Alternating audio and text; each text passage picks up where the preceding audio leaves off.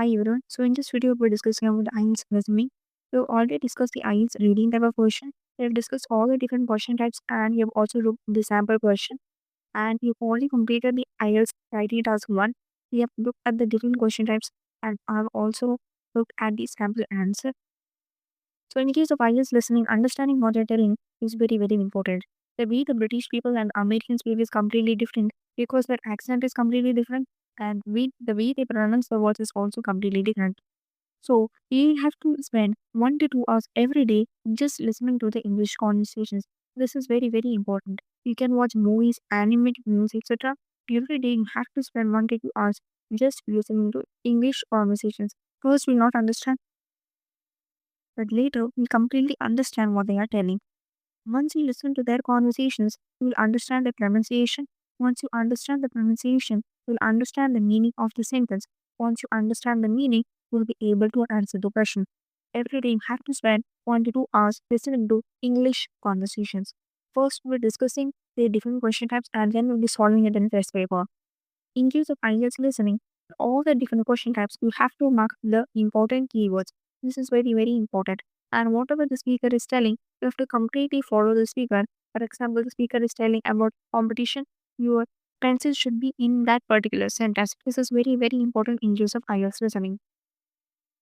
And before attending the question, we'll have to clearly look at what is the question type, what is the word limit, how many words we can write, can you write a number or not. We'll have to check for all the instructions before attending the question. And in case of IELTS listening, you don't have to write anything. You just have to follow and completely understand what the speaker is telling. So here you can see they have the complete the notes type of question. You have to read the heading and you'll have to mark all the important keywords. And when the speaker is telling about grinding engineer, the pencil should be in that particular sentence. Here the answer is book.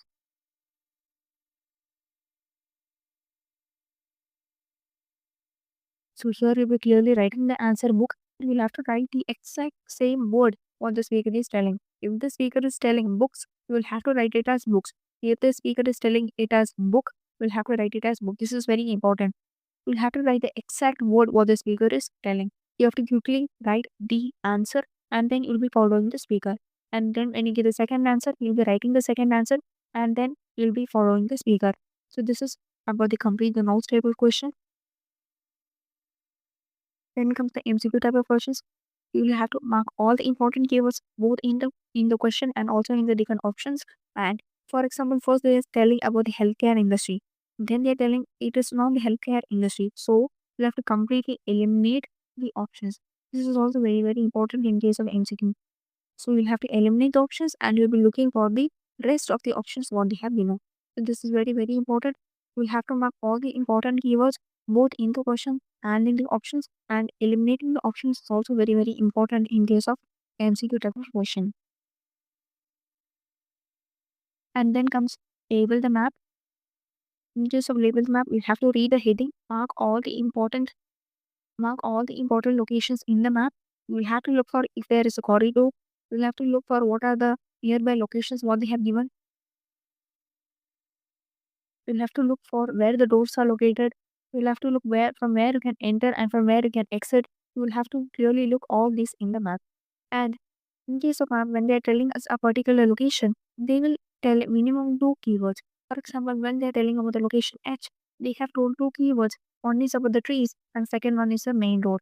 So what you will have to do is you will have to quickly write those keywords near to that particular person using the right hand, and using the left hand you'll be completely following the speaker. You have to write the keywords near the question. You can write it in short also.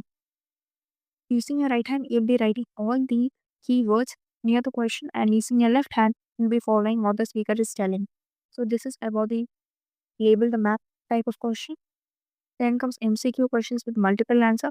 Here also, you have to go to the questions, mark all the important keywords. You'll have to go to the options, mark all the important keywords, and you will have to eliminate the options. So, for example, they're saying bird park visit is not the answer. You have to completely eliminate it, and you'll have to look for the rest of the options what they are given. Then comes matching type of questions. In this matching type of questions, you have to first read the heading, and then you have to mark all the important keywords in the options, and you have to look through the questions also. And here you can see they have given the question number is 25, 26, 27, 28. So here we'll be writing it as 1, 2, 3, 4, etc. Why we are writing it as 1, 2, and 3? Because it will be easy for us to remember the question number and we'll be easily able to write the question numbers here.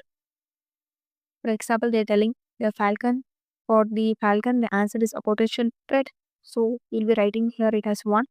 For example, the second answer is the power of color. So here we'll be writing it as 2. So when you're writing the question numbers as 1, 2, 3, you'll be easily able to remember, you will easily remember the question number and you'll be easily able to write those question numbers near these options. And when the speaker starts speaking, the right hand should be near the options and you must be quickly going through the different options. Using your left hand, you must go through the questions. So this is about the matching type of question. Then comes the complete the notes type of question. This we've already discussed. Next we have complete the form type of question. Here also you'll have to mark all the important keywords.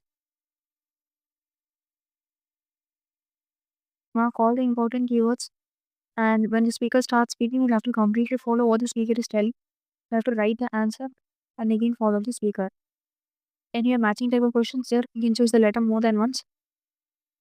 So here also you'll have to go through the different options, mark all the important keywords, go through the different questions. Here you can say they have given the numbers as 21, 22, 23.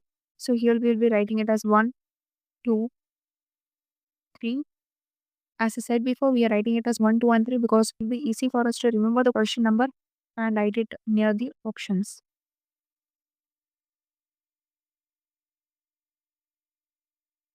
And when the speaker starts speaking, your right hand should be near the options and you must be quickly going through the different options and your left hand should be near the question.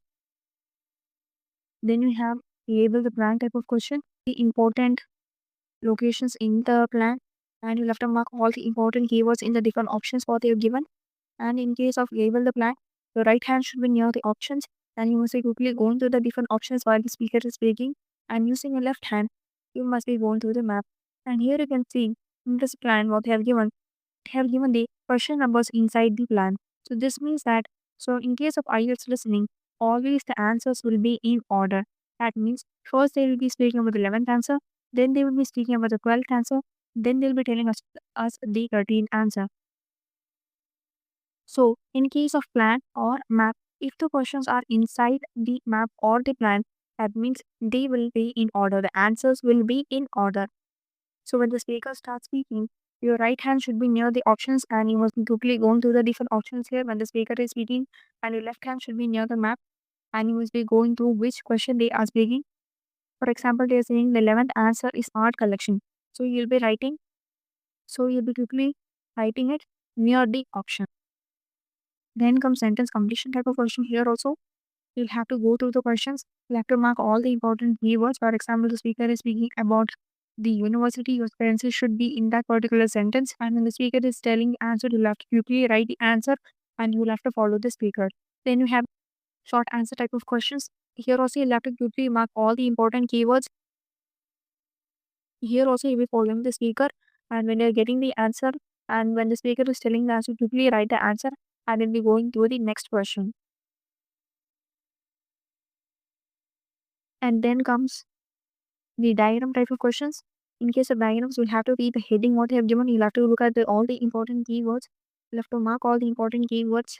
And in case of diagrams, you'll have to quickly mark the order of the questions. For example, here you can see first they have given 23rd, 24th, then you have the 25th question. So in case of diagrams, you have to quickly mark the order of the questions.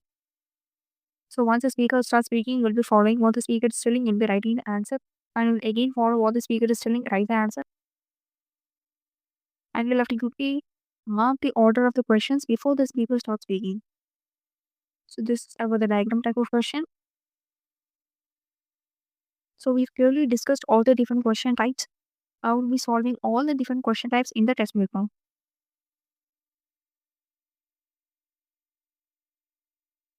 So now we'll be discussing complete the form, question type, matching question, where you can choose the letter more than once, label the plan, sentence completion, short answer question, and the diagram question. So now we'll be solving all these different question types.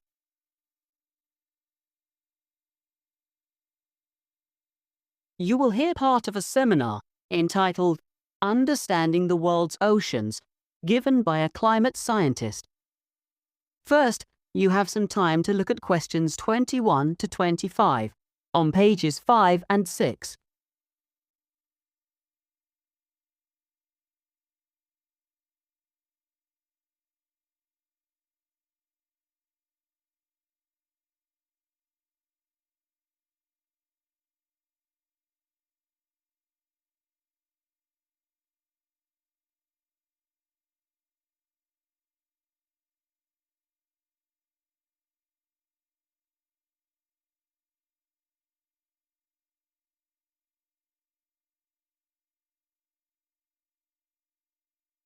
Now listen carefully and answer questions 21 to 25.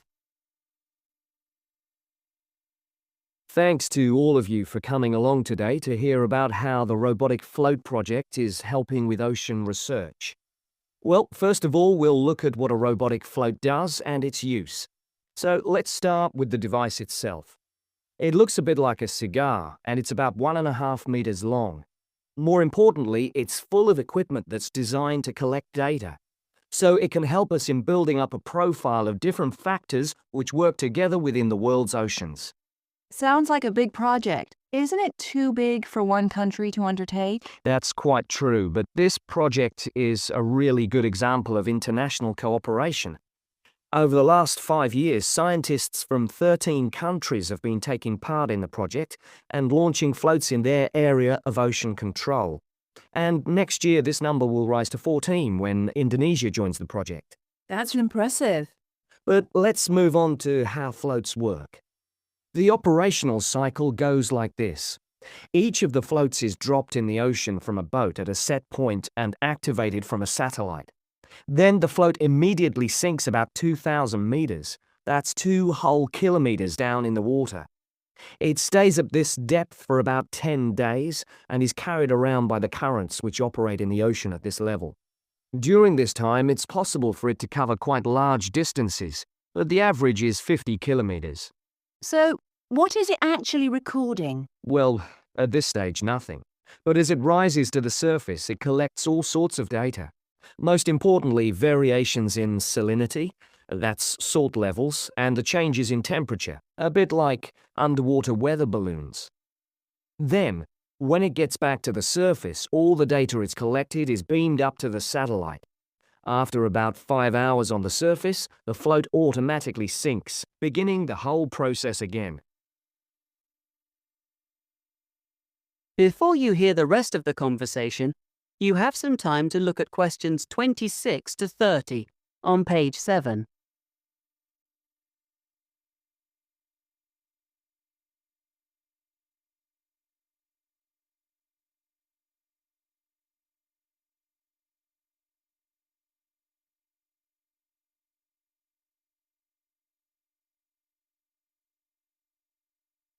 Now listen and answer questions 26 to 30. What happens to the data? Well, the information is transferred direct to onshore meteorological stations, like our one in Hobart, and within 4 hours the findings can be on computers, and they can be mapped and analysed. You say you're building models of the world's ocean systems, but how are they going to be used? And more importantly, when?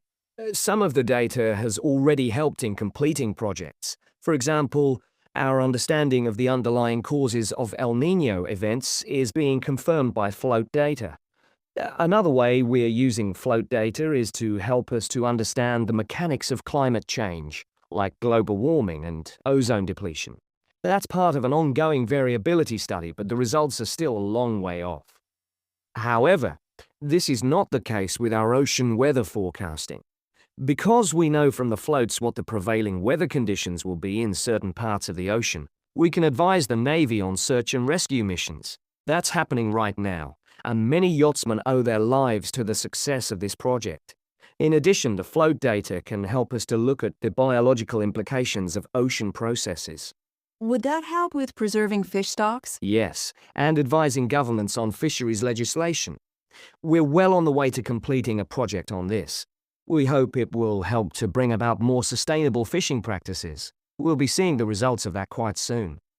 It sounds like the data from floats has lots of applications. Yes, it does. It's also a powerful agricultural tool. If we were aware of what the weather would be like, say, next year, we could make sure that the farmers planted appropriate grain varieties to produce the best yield from the available rainfall. That sounds a bit like science fiction, especially when now we can't even tell them when a drought will break. I agree that this concept is still a long way in the future, but it will come eventually, and the float data will have made a contribution. That is the end of section 3. You now have half a minute to check your answers.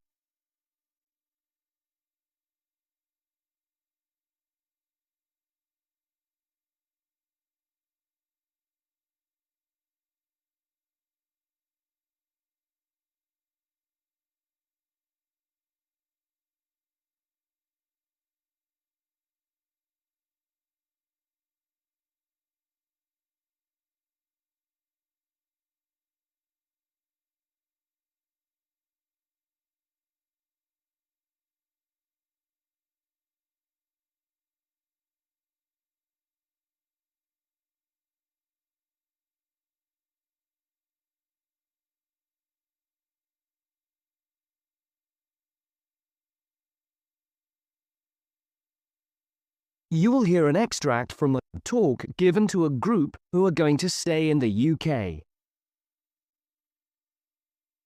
Good evening, and welcome to the British Council. My name is John Parker, and I've been asked to talk to you briefly about certain aspects of life in the UK before you actually go there. So I'm going to talk first about the best ways of making social contacts there.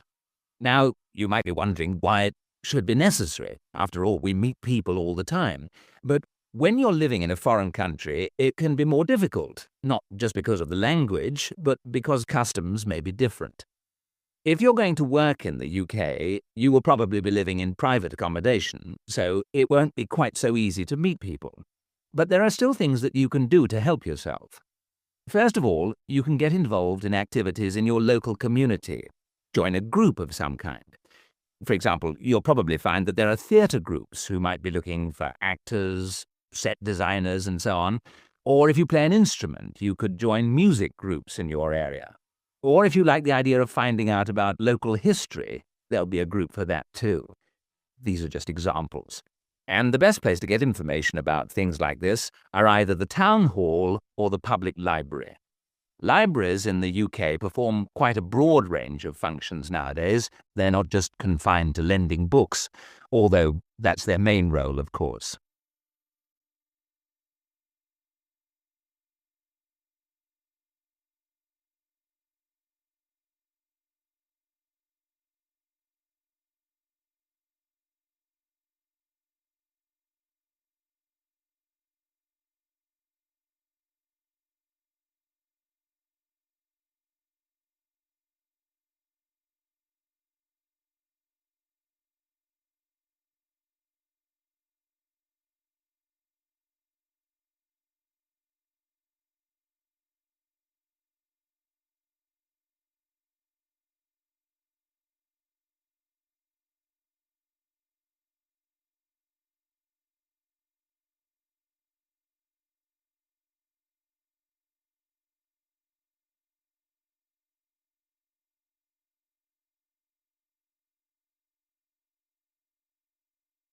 The other thing I wanted to ask you was, did you find it hard studying with the Open University? You mean because you're studying on your own most of the time? Well, it took me a while to get used to it. I found I needed to maintain a high level of motivation because it's so different from school. There's no one saying, "Why haven't you written your assignment yet?" and that sort of thing. Oh, dear. You'll learn it, Paul. Another thing was that I got very good at time management because I had to fit time for studying around a full-time job. Well, I'm hoping to change to working part-time, so that'll help. What makes it easier is that the degree is made up of modules, so you can take time off between them if you need to. It isn't like a traditional 3 or 4 year course where you've got to do the whole thing of it in one go. Oh, that's good, because I'd like to spend 6 months traveling next year. Huh, it's all right for some. Then, even though you're mostly studying at home, remember you've got tutors to help you. And from time to time, there are summer schools. They usually last a week. They're great because you meet all the other people struggling with the same things as you. I've made some really good friends that way. Sounds good. So how do I?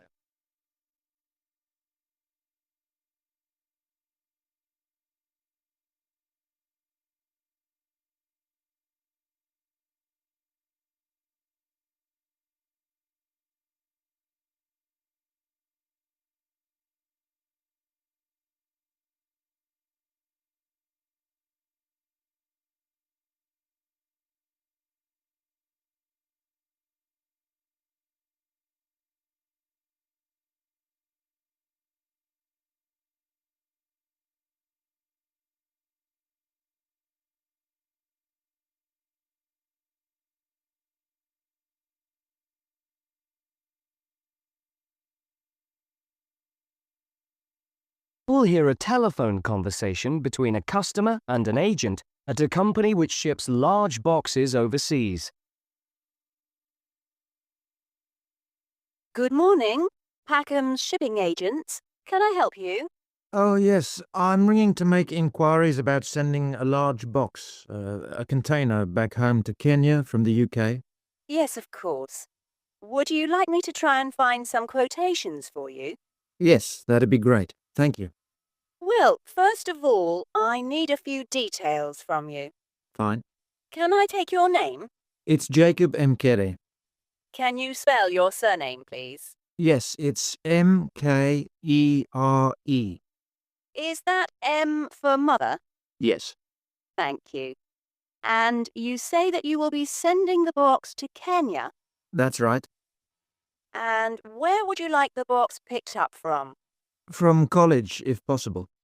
Yes, of course. I'll take down the address now. It's Westall College. Is that Westall? Yes, college. Westall College. And where's that? It's Downlands Road in Bristol. Oh, yes, I know it. And the postcode? It's BS8 9PU. Right. And I need to know the size. Yes, I've measured it carefully and it's 1.5 meters long, Right. 0.75 meters wide, Okay. and it's 0.5 meters high or deep. Great. So I'll calculate the volume in a moment and get some quotes for that. But first, can you tell me, very generally, what will be in the box? Yes, there's mostly clothes, Okay. and there's some books. Okay. Good. Anything else? Yes, there's also some toys. Okay, and what is the total value, do you think, of the contents?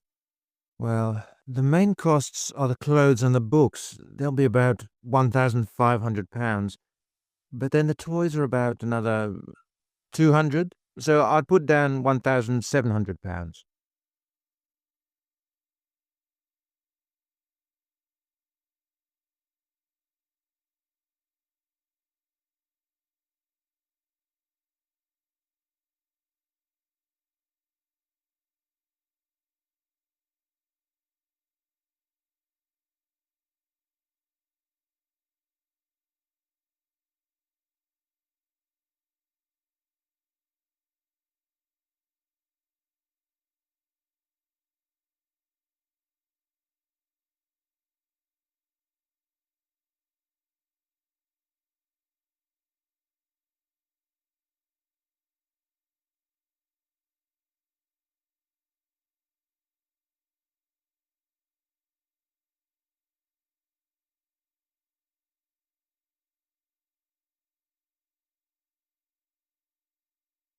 You'll hear the librarian of a new town library talking to a group of people who are visiting the library. Okay, everyone. So, here we are at the entrance to the town library. My name is Anne, and I'm the chief librarian here. And you'll usually find me at the desk just by the main entrance here. So, I'd like to tell you a bit about the way the library is organised and what you'll find where. And you should all have a plan in front of you.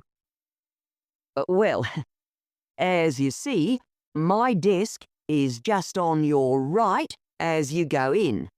And opposite this, the first room on your left has an excellent collection of reference books and is also a place where people can read or study peacefully. Just beyond the librarian's desk on the right is a room where we have up-to-date periodicals, such as newspapers and magazines. And this room also has a photocopier, in case you want to copy any of the articles. If you carry straight on, you'll come into a large room, and this is the main library area. There is fiction in the shelves on the left, and non-fiction materials on your right, and on the shelves on the far wall, there is an excellent collection of books relating to local history. We're hoping to add a section on local tourist attractions too, later in the year. Through the far door in the library, just past the fiction shelves, is a seminar room, and that can be booked for meetings or talks. And next door to that is the children's library, which has a good collection of stories and picture books for the under 11s. Then there's a large room to the right of the library area. That's the multimedia collection, where you can borrow DVDs and so on. And we also have CD-ROMs you can borrow to use on your computer at home. It was originally the art collection, but that's been moved to another building. And that's about it. Oh, there's also the library office on the left of the librarian's desk. Okay. Now, does anyone have any questions? Yes.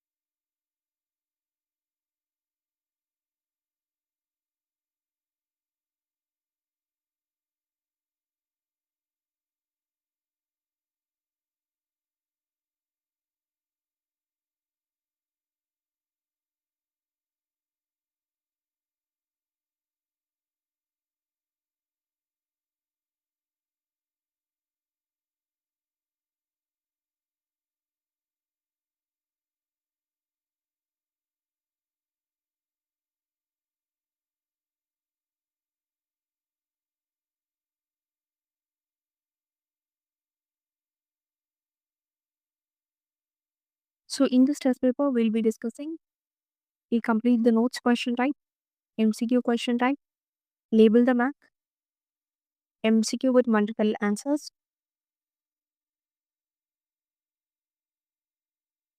matching question. So now we'll be solving all these different question types.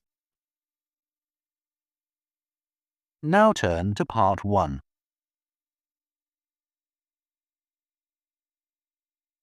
Part 1. You will hear a man phoning to find out about some children's engineering workshops. First, you have some time to look at questions 1 to 3.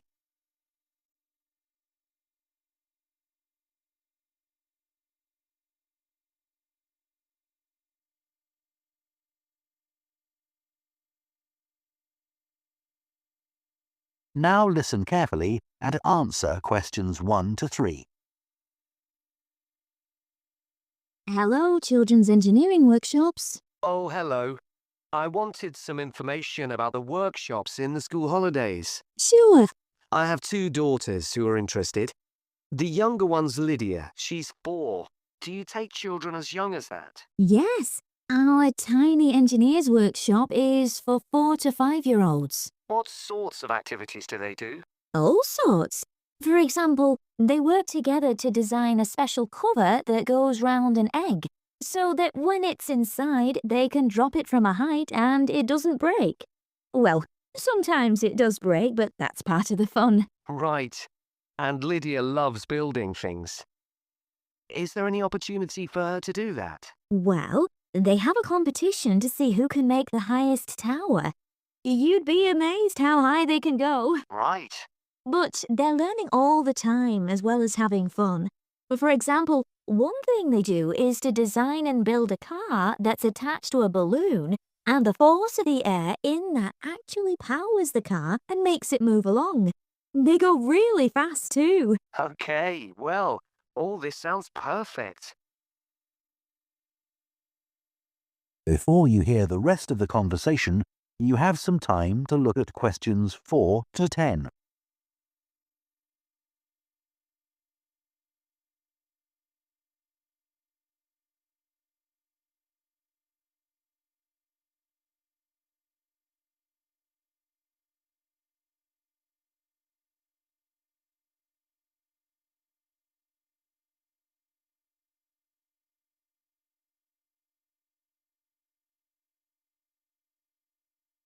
Now listen and answer questions 4 to 10.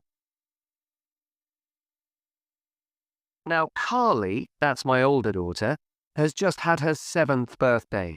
So presumably she'd be in a different group. Yes, she'd be in the Junior Engineers. That's for children from 6 to 8. And do they do the same sorts of activities? Some are the same, but a bit more advanced. So they work out how to build model vehicles, things like cars and trucks, but also how to construct animals using the same sorts of material and technique. And then they learn how they can program them and make them move. So they learn a bit of coding. They do. They pick it up really quickly. We're there to help if they need it, but they learn from one another too. Right. And do they have competitions too? Yes. With the Junior Engineers, it's to use recycled materials like card and wood to build a bridge. And the longest one gets a prize. That sounds fun. I wouldn't mind doing that myself. Then they have something a bit different, which is to think up an idea for a 5-minute movie and then film it, using special animation software. You'd be amazed what they come up with. And of course, that's something they can put on their phone and take home to show all their friends. Exactly. And then they also build a robot in the shape of a human, and they decorate it and program it so that it can move its arms and legs. Perfect. So, is it the same price as the Tiny Engineers? It's just a bit more, £50 for the 5 weeks. And are the classes on a Monday too? They used to be, but we found it didn't give our staff enough time to clear up after the first workshop, so we moved them to Wednesdays. The classes are held in the morning from 10 to 11. Okay, that's better for me actually. And what about the location? Where exactly are the workshops held? They're in Building 10A. There's a big sign on the door. You can't miss it. And that's in Fredston Industrial Estate. Sorry? Fredston. That's Fredston.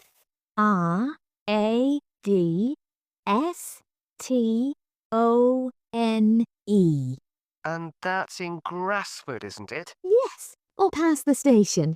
And will I have any parking problems there? No, there's always plenty available. So, would you like to enroll Lydia and Carly now? Okay. So, can I have your full name? That is the end of part 1.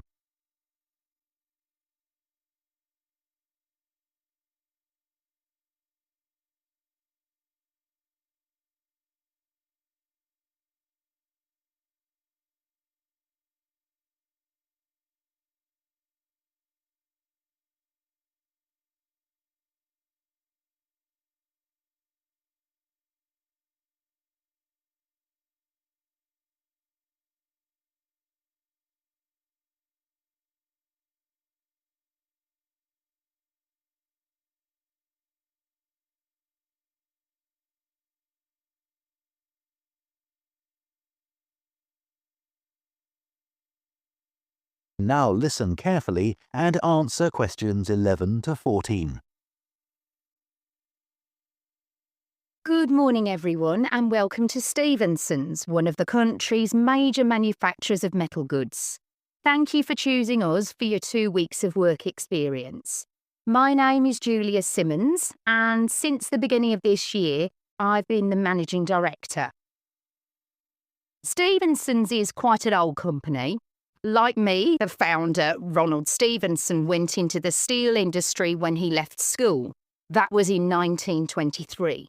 He set up this company when he finished his apprenticeship in 1926, although he actually started making plans 2 years earlier, in 1924.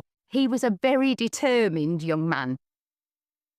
Stevenson's long-term plan was to manufacture components for the machine tools industry, although in fact that never came about, and for the automotive industry, that is cars and lorries. However, there was a delay of 5 years before that happened, because shortly before the company went into production, Stevenson was given the opportunity to make goods for hospitals and other players in the healthcare industry. So that's what we did for the first 5 years. Over the years, we've expanded the premises considerably. We were lucky that the site is big enough, so moving to a new location has never been necessary. However, the layout is far from ideal for modern machinery and production methods, so we intend to carry out major refurbishment of this site over the next 5 years. I'd better give you some idea of what you'll be doing during your 2 weeks with us, so you know what to expect. Most mornings you'll have a presentation from one of the managers to learn about their department, starting this morning with research and development. And you'll all spend some time in each department, observing what's going on and talking to people, as long as you don't stop them from doing their work altogether. In the past, a teacher from your school has come in at the end of each week to find out how the group were getting on, but your school isn't able to arrange that this year. Before you hear the rest of the talk, you have some time to look at questions 15 to 20.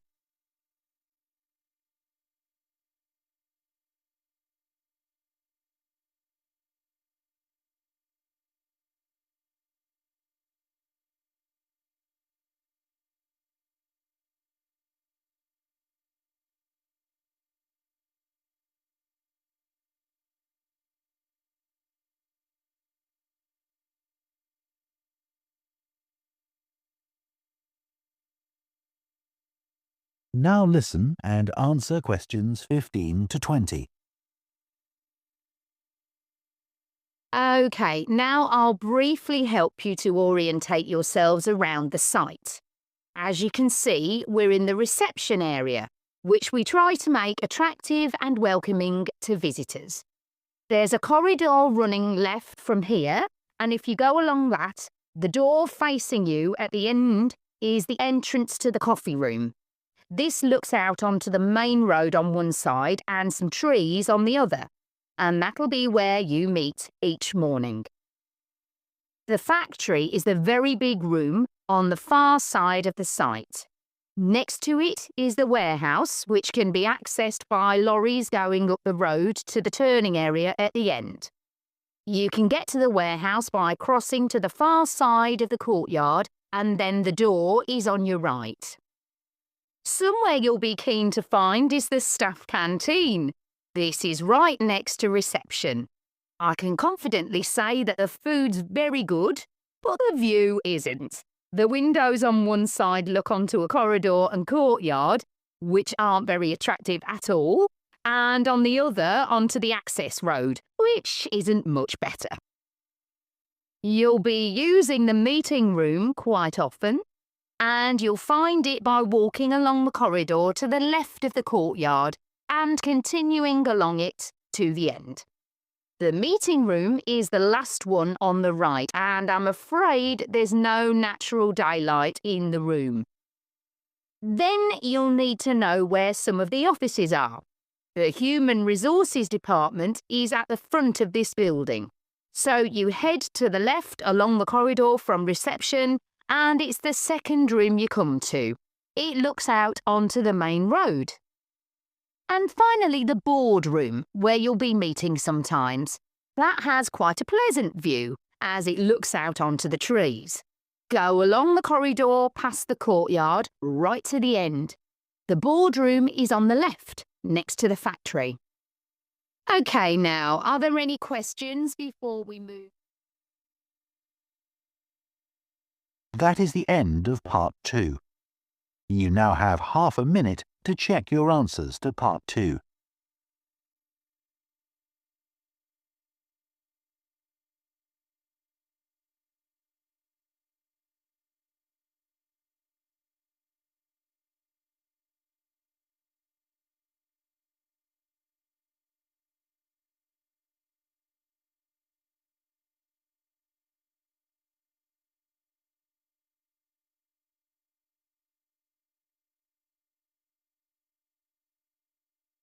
Part 3.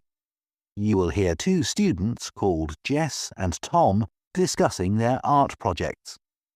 First, you have some time to look at questions 21 to 24.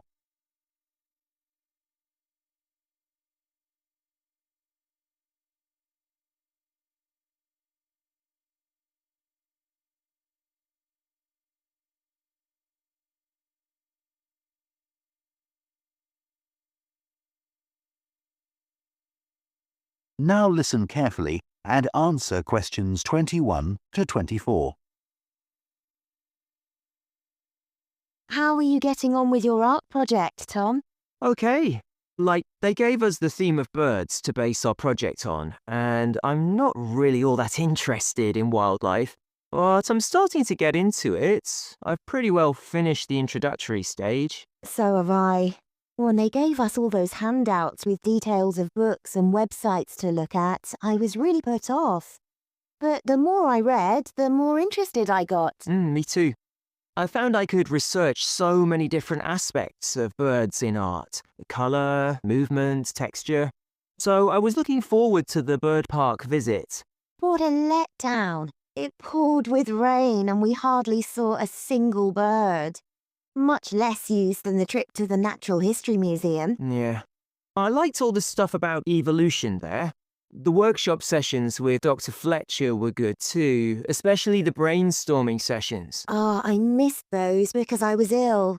I wish we could have seen the projects last year's students did. I suppose they want us to do our own thing, not copy. Have you drafted your proposal yet? Yes, but I haven't handed it in. I need to amend some parts. I've realised the notes from my research are almost all just descriptions. I haven't actually evaluated anything, so I'll have to fix that. Oh, I didn't know we had to do that. I'll have to look at that too.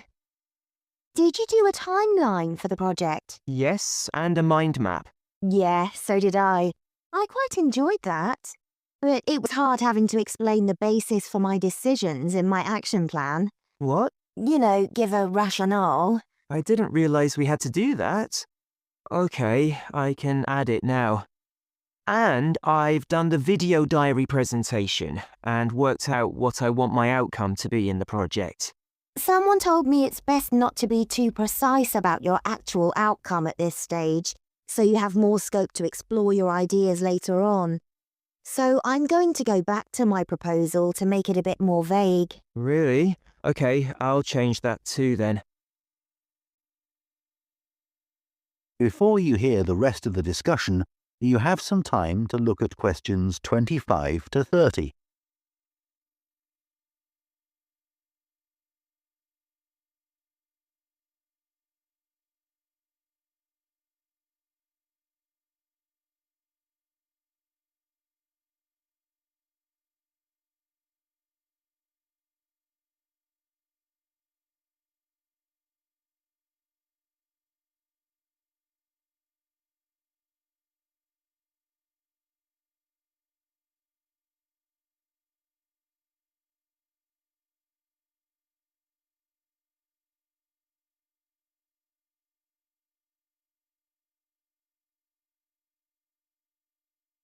One part of the project I'm unsure about is where we choose some paintings of birds and say what they mean to us.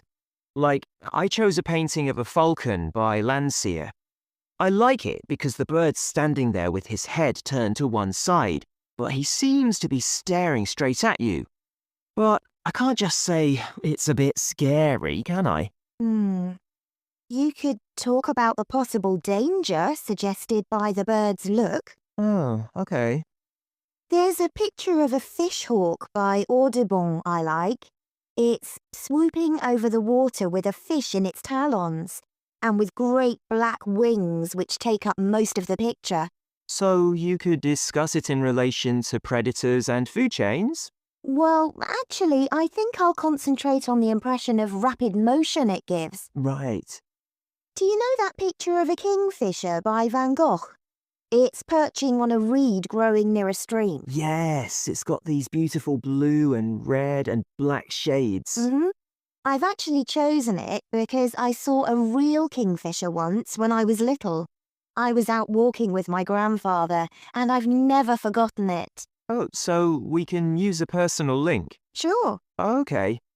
There's a portrait called William Wells. I can't remember the artist, but it's a middle-aged man who's just shot a bird. And his expression and the way he's holding the bird in his hand suggests he's not sure about what he's done.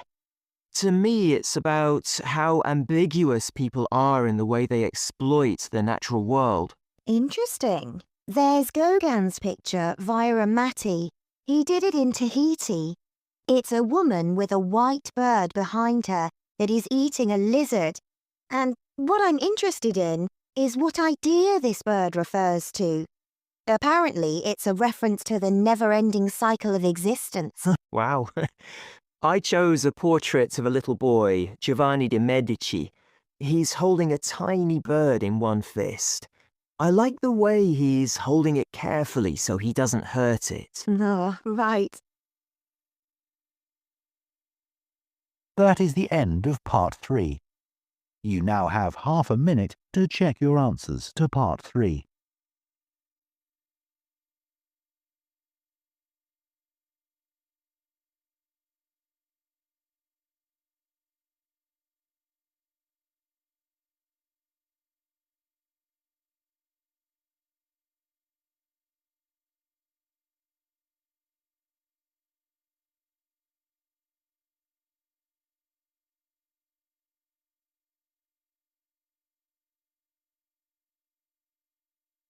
Part 4.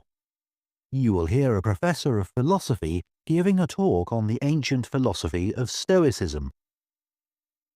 First, you have some time to look at questions 31 to 40.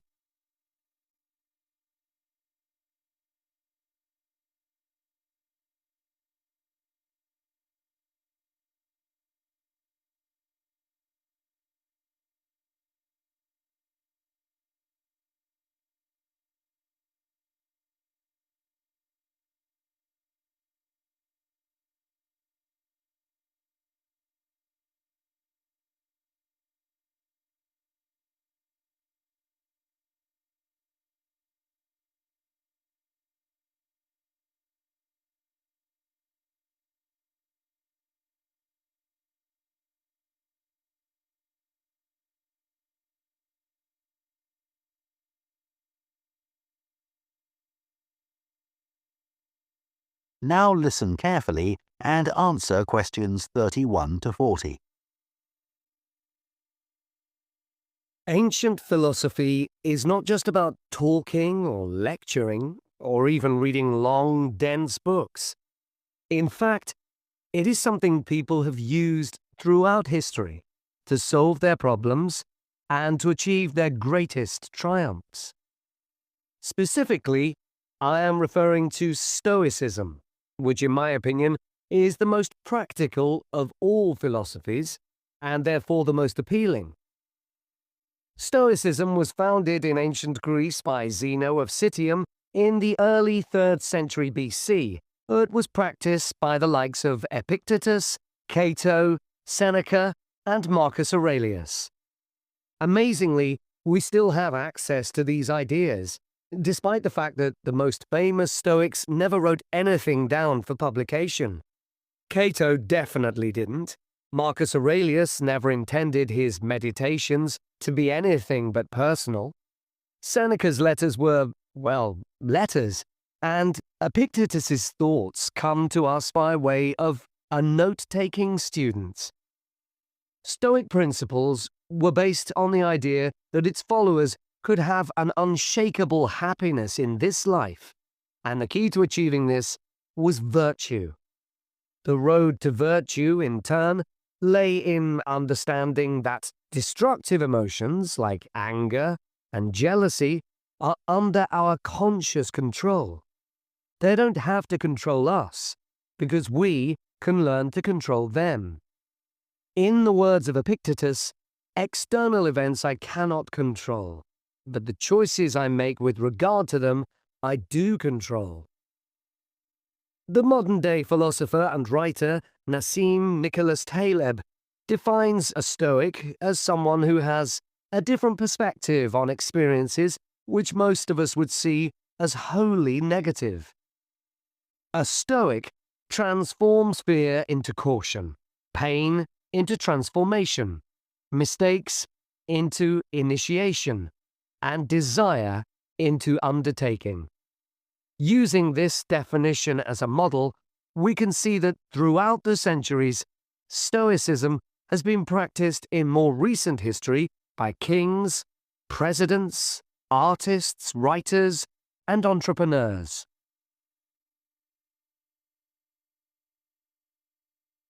The founding fathers of the United States were inspired by the philosophy. George Washington was introduced to Stoicism by his neighbors at age 17, and later put on a play based on the life of Cato to inspire his men. Thomas Jefferson kept a copy of Seneca beside his bed. Writers and artists have also been inspired by the Stoics.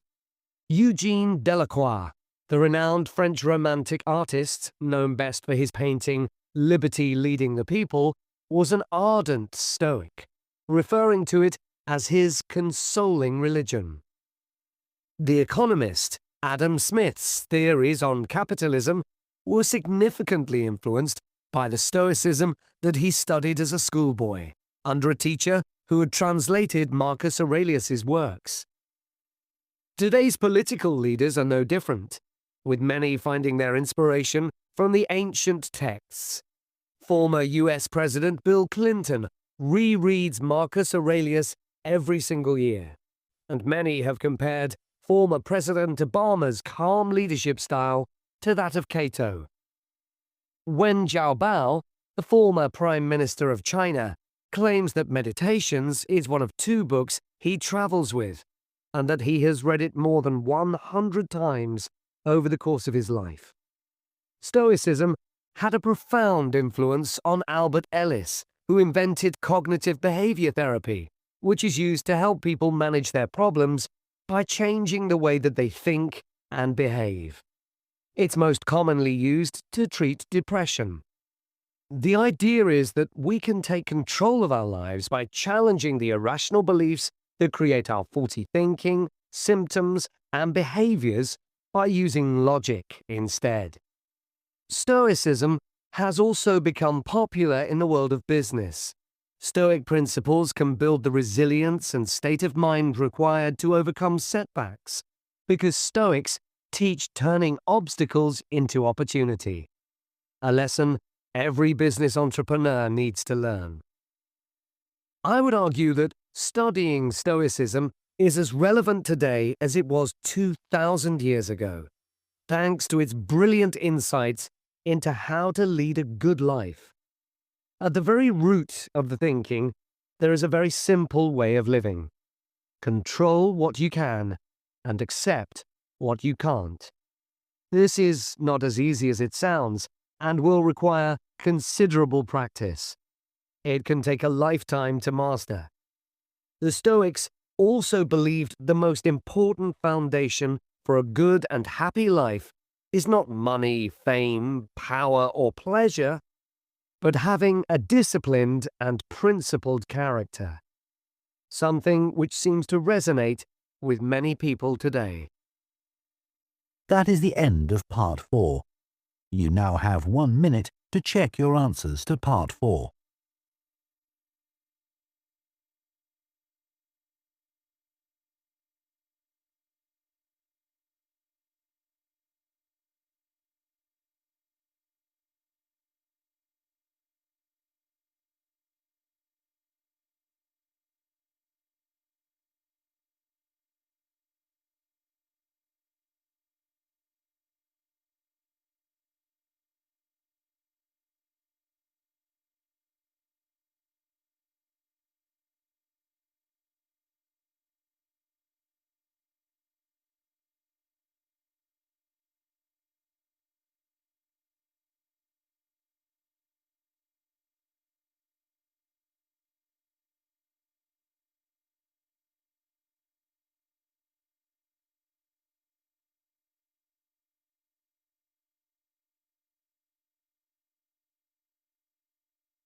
That is the end of the listening test. In the IELTS test, you would now have 10 minutes to transfer your answers to the answer sheet.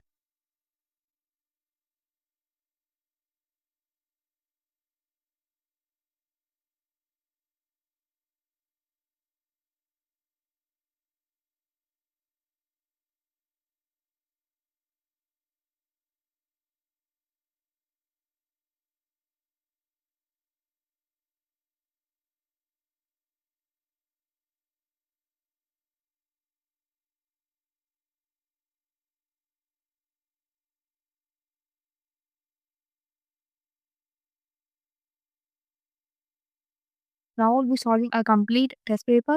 So in case of IELTS listening, there will be 4 parts. Part 1, Part 2, Part 3 and Part 4. So when the Part 1 is completed, they will give us 30 seconds to go through the answers. So in that 30 seconds, we'll be utilizing those 30 seconds to go through the different questions which they have given, and we'll be using that time to mark all the important keywords. And at the end, we'll have 10 minutes to transfer the answers into the answer sheet. You'll be quickly checking for the word limit. So you'll have to quickly check whether you have written one word or not.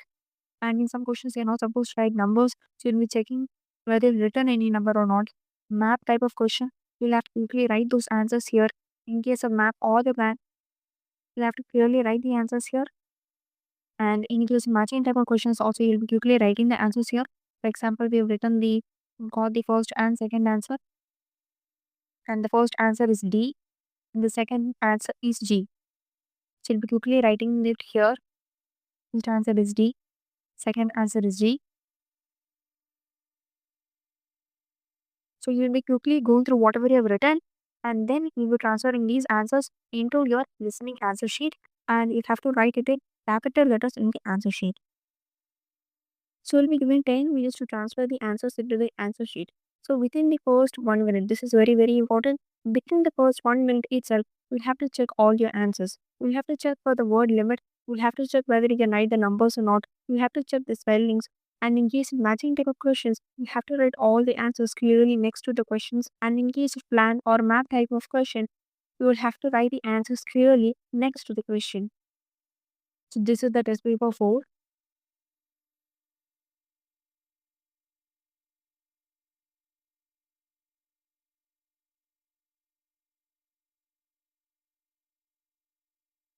So now we'll be solving this test paper completely. This is the IELTS listening test.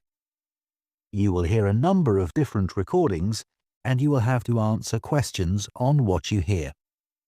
There will be time for you to read the instructions and questions, and you will have a chance to check your work. All the recordings will be played once only.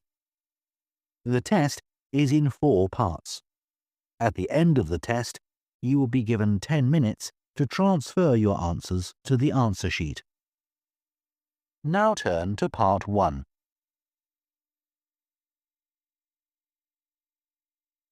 Part 1. You will hear a man phoning the owner of a holiday cottage. First, you have some time to look at questions 1 to 6.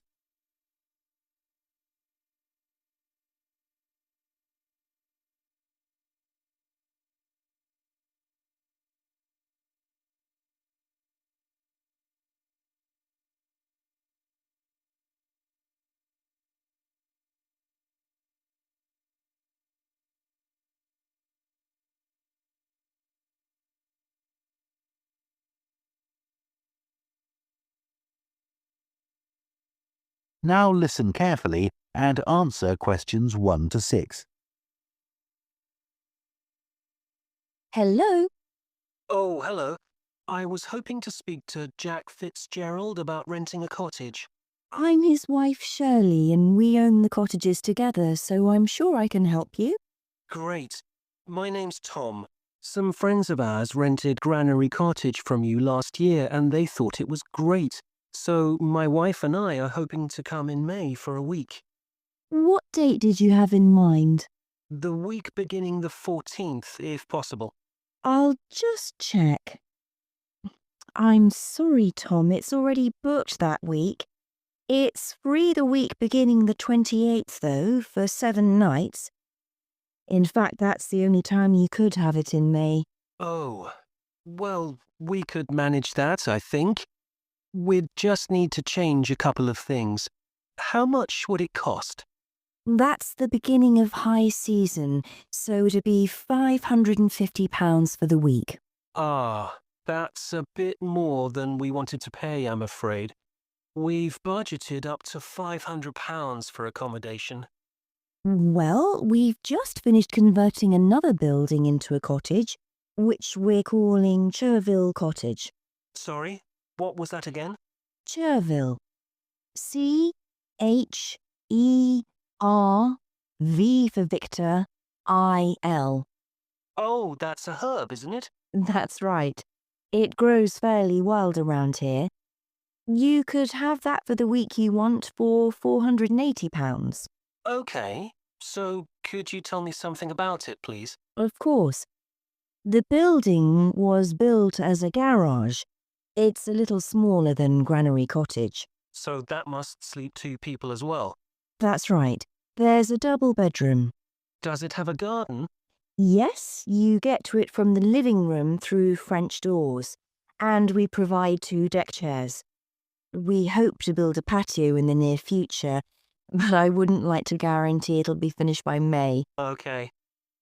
The front door opens onto the old farmyard, and parking isn't a problem.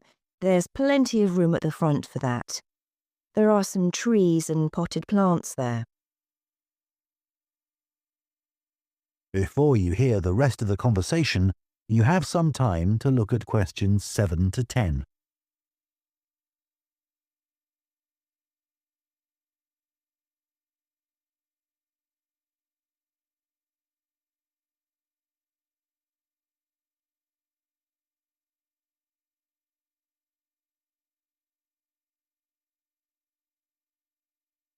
Now listen and answer questions 7 to 10. What about facilities in the cottage? It has standard things like a cooker and fridge, I presume. In the kitchen area, there's a fridge freezer, and we've just put in an electric cooker. Is there a washing machine? Yes. There's also a TV in the living room, which plays DVDs too. The bathroom is too small for a bath, so there's a shower instead. I think a lot of people prefer that nowadays anyway. It's more environmentally friendly, isn't it? Unless you spend half the day in it. Exactly. What about heating? It sometimes gets quite cool at that time of year. There's central heating, and if you want to light a fire, there's a stove. We can provide all the wood you need for it. It smells so much nicer than coal, and it makes the room very cozy. We've got one in our own house. That sounds very pleasant. Perhaps we should come in the winter to make the most of it. Yes. We find we don't want to go out when we've got the fire burning. There are some attractive views from the cottage which I haven't mentioned. There's a famous stone bridge. It's one of the oldest in the region, and you can see it from the living room. It isn't far away. The bedroom window looks in the opposite direction and has a lovely view of the hills and the monument at the top. Well, that all sounds perfect. I'd like to book it, please. Would you want a deposit? Yes, we ask for 30% to secure your booking. So that'll be £144. And when would you like the rest of the money? You're coming in May, So, the last day of March, please. Fine. Excellent. Could I just take your details so that I... That is the end of part 1. You now have half a minute to check your answers to part 1.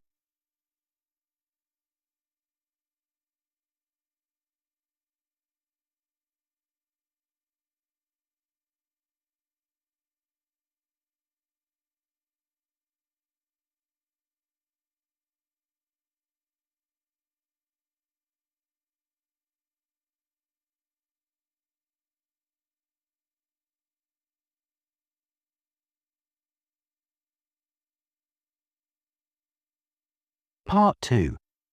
You will hear a town councillor reporting on the local transport network and a recreation facility. First, you have some time to look at questions 11 to 14.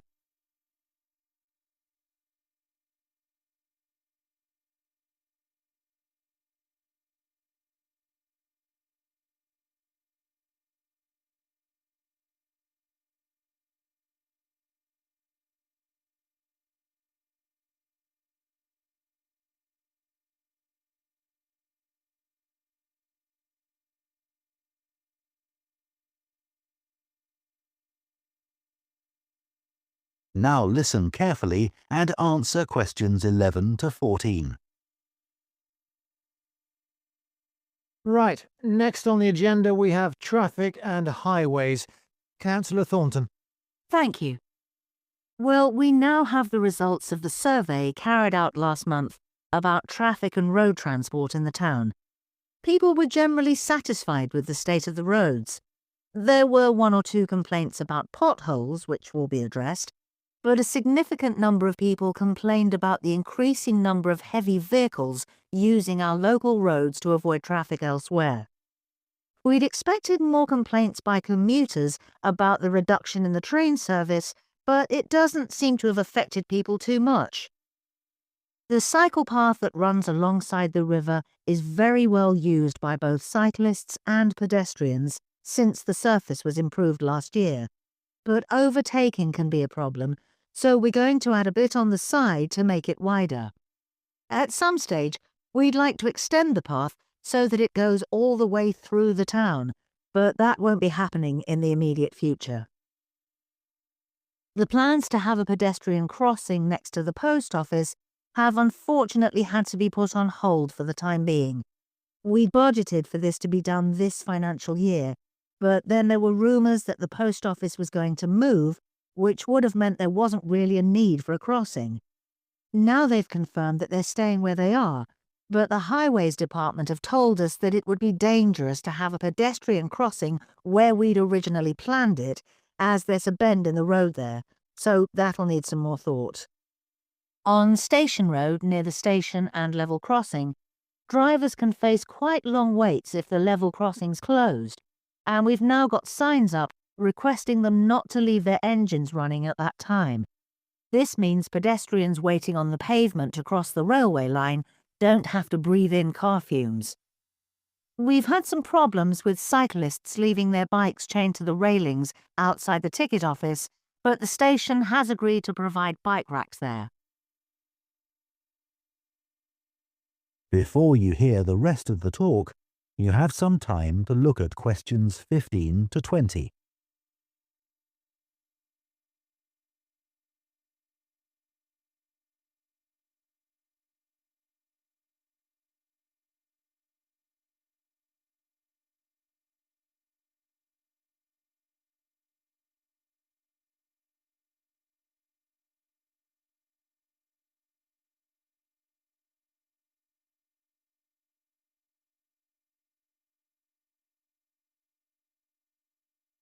Now listen and answer questions 15 to 20. So next on the agenda is proposals for improvements to the recreation ground. Councillor Thornton again. Well, since we managed to extend the recreation ground, we've spent some time talking to local people about how it could be made a more attractive and useful space. If you have a look at the map up on the screen, you can see the river up in the north and the community hall near the entrance from the road. At present, cars can park between the community hall and that line of trees to the east, but this is quite dangerous for pedestrians, so we're suggesting a new car park on the opposite side of the community hall, right next to it. We also have a new location for the cricket pitch. As we've now purchased additional space to the east of the recreation ground, beyond the trees, we plan to move it away from its current location, which is rather near the road, into this new area beyond the line of trees. This means there's less danger of stray balls hitting cars or pedestrians. We've got plans for a children's playground, which will be accessible by a footpath from the community hall and will be alongside the river. We'd originally thought of having it close to the road, but we think this will be a more attractive location. The skateboard ramp is very popular with both younger and older children. We had considered moving this up towards the river, but in the end we decided to have it in the southeast corner near the road. The pavilion is very well used at present by both football players and cricketers. It will stay where it is now, to the left of the line of trees and near to the river, handy for both the football and cricket pitches. And finally, we'll be getting a new notice board for local information, and that will be directly on people's right as they go from the road into the recreation ground. That is the end of part 2. You now have half a minute to check your answers to part 2.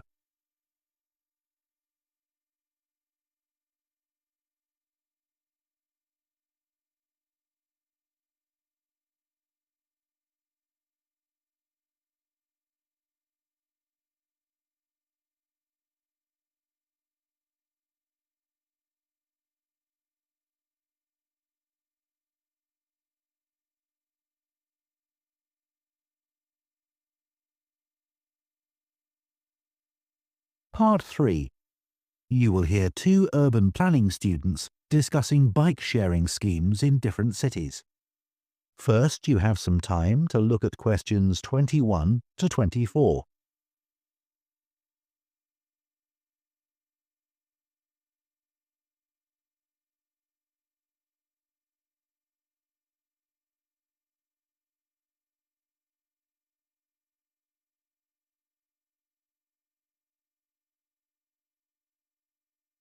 Now listen carefully and answer questions 21 to 24.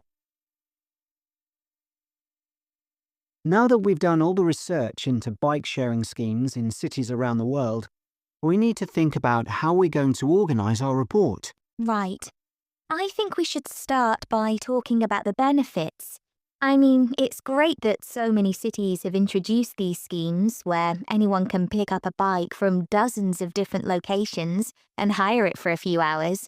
It makes riding a bike very convenient for people. Yes, but the costs can add up, and that puts people on low incomes off in some places. I suppose so.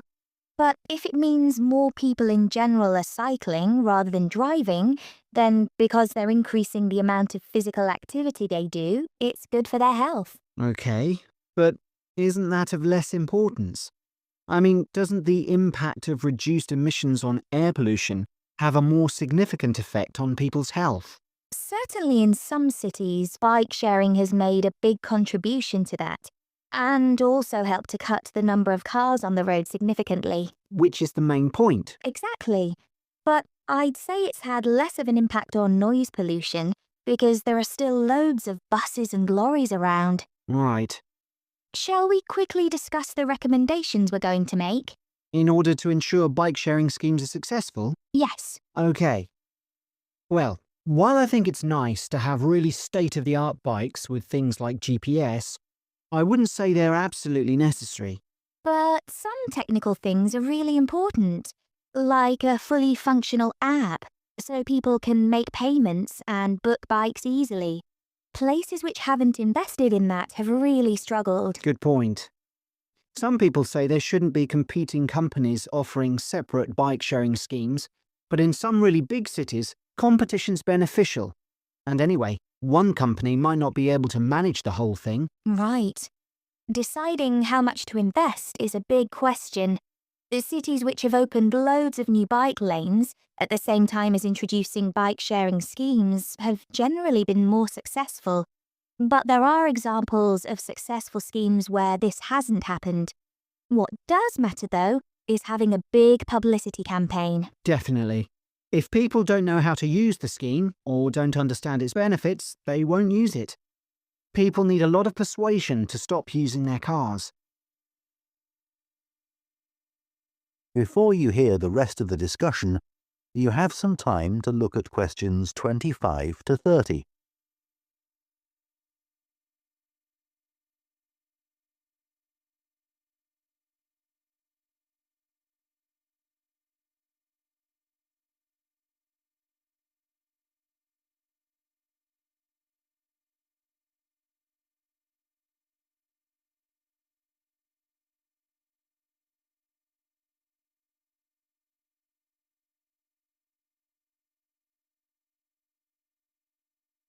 Now listen and answer questions 25 to 30.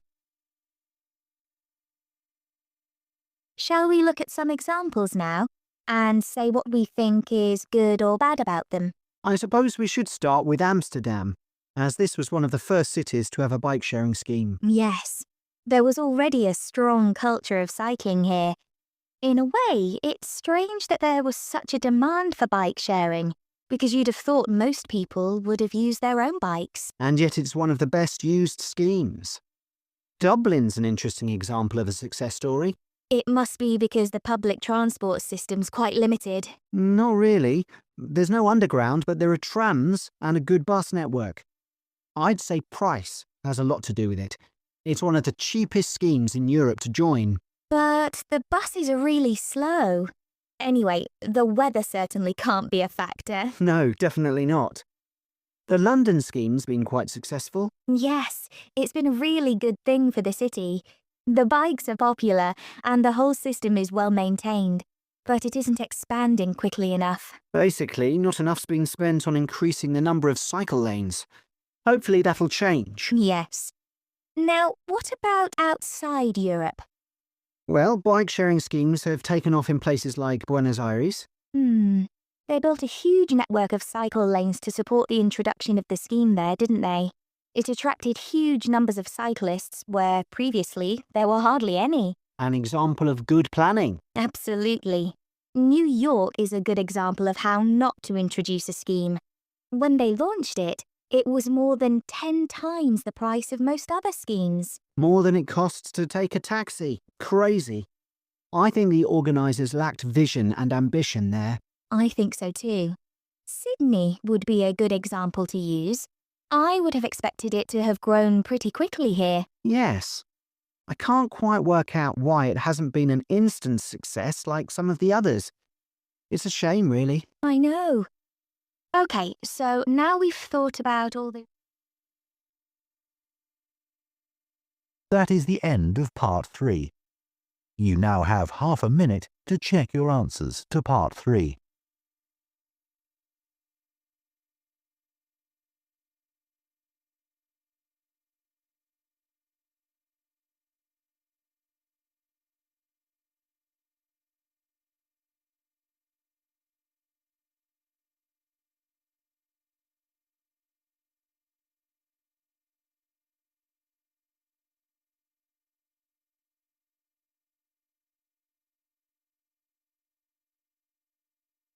Part 4.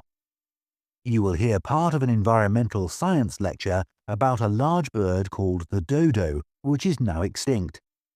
First, you have some time to look at questions 31 to 40.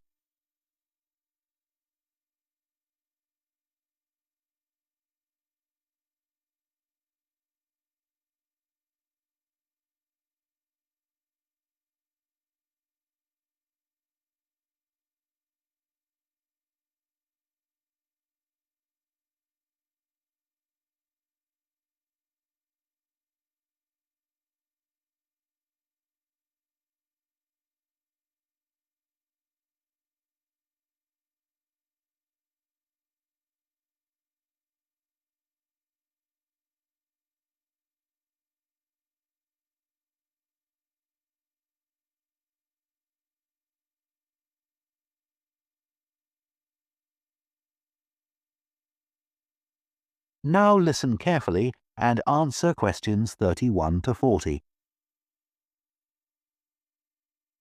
One of the most famous cases of extinction is that of a bird known as the dodo. In fact, there's even a saying in English, as dead as the dodo, used to refer to something which no longer exists.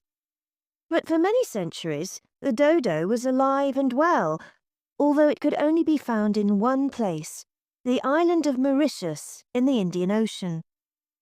It was a very large bird, about 1 meter tall, and over the centuries it had lost the ability to fly, but it survived happily under the trees that covered the island. Then, in the year 1507, the first Portuguese ships stopped at the island. The sailors were carrying spices back to Europe and found the island a convenient stopping place where they could stock up with food and water for the rest of the voyage. But they didn't settle on Mauritius.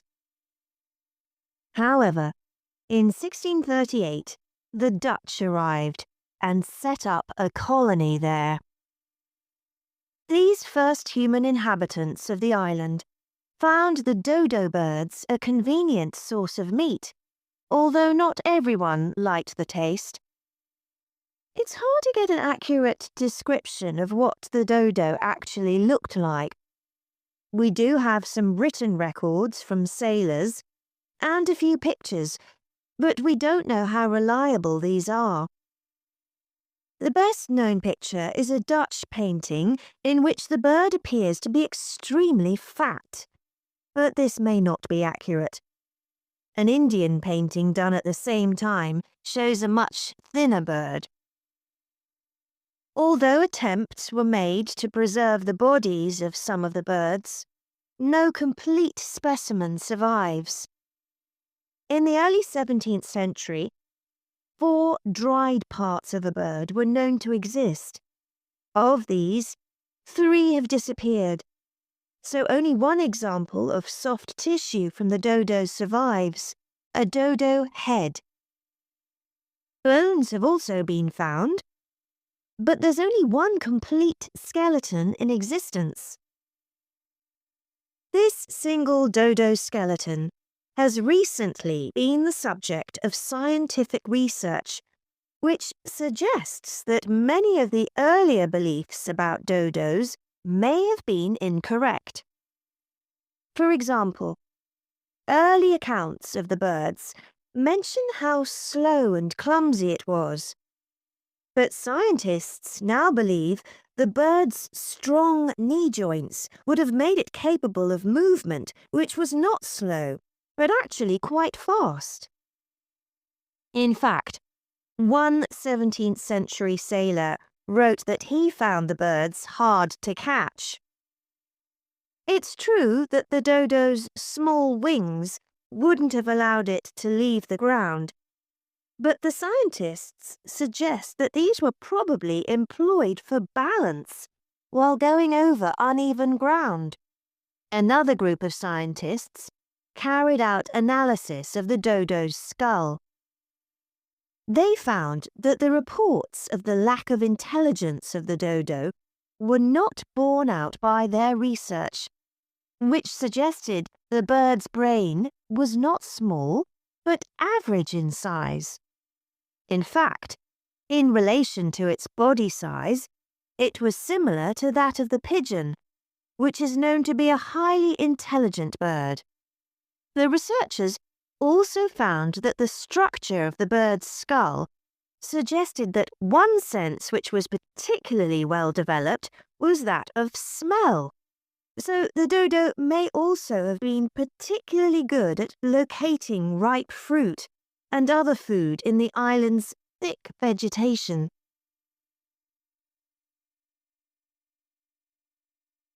So it looks as if the dodo was better able to survive and defend itself than was originally believed.